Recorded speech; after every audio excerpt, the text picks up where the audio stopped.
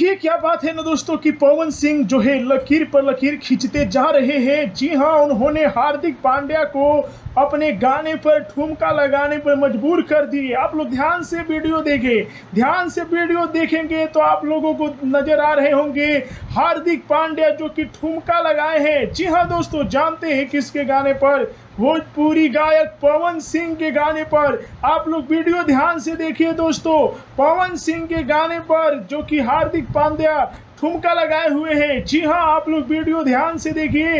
ये पवन सिंह का जो कि भोजपुरी इंडस्ट्री में रिकॉर्ड है।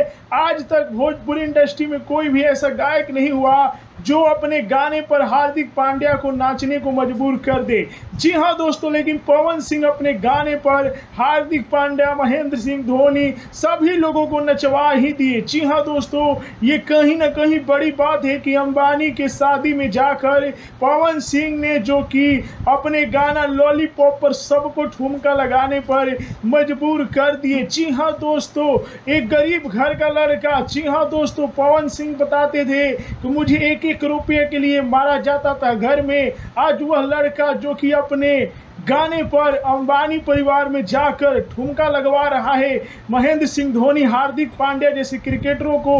तो आप लोगों का फर्ज बनता है कि इस न्यूज को ज़्यादा से ज़्यादा शेयर कीजिए ताकि पूरा बिहार में यह खबर फैल जाए।